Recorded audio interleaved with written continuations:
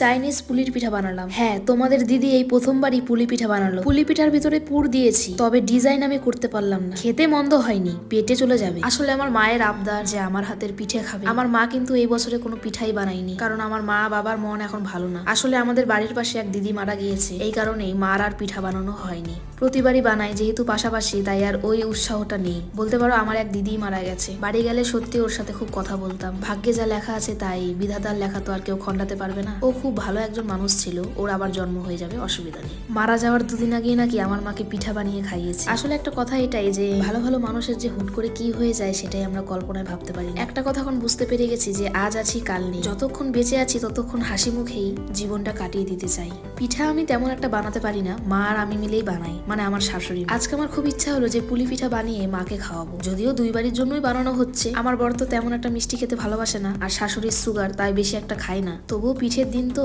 না খেলে ভালো লাগে। 4-5টা এই বাড়ির জন্য রাখবো, কাল আবার বাড়ি ছেড়ে চলে যাচ্ছি। বিশ্বাস করে এই প্রথমবারই কিন্তু পুলি পিঠা বানাচ্ছি, কোনো ডিজাইন কিন্তু পারছি না। দয়া করে কেউ হেসো না। আমি জানি আমার মার জন্য করছি, যেহেতু মা হাসি মুখে খেয়ে নেবে। তবে আমি এতটুকু শিওর পিঠা খাওয়া যাবে। প্রথমবার বানাচ্ছি হিসাবে কিন্তু ভালোই লাগছে। মানে প্রথমবার যেহেতু বানাচ্ছি তাই একটু তো হবেই প্রবলেম। দ্বিতীয়বার থেকে আশা করি সবকিছুই ভালো হয়ে যাবে। আসলে মেয়েরা তো সবকিছুই পারে, আমিও একদিন হয়তো ডিজাইনটাও করতে পারবো। আমাদের বাড়িতে সব রকমের পিঠা হলো, তোমাদের বাড়িতে কি হয়েছে?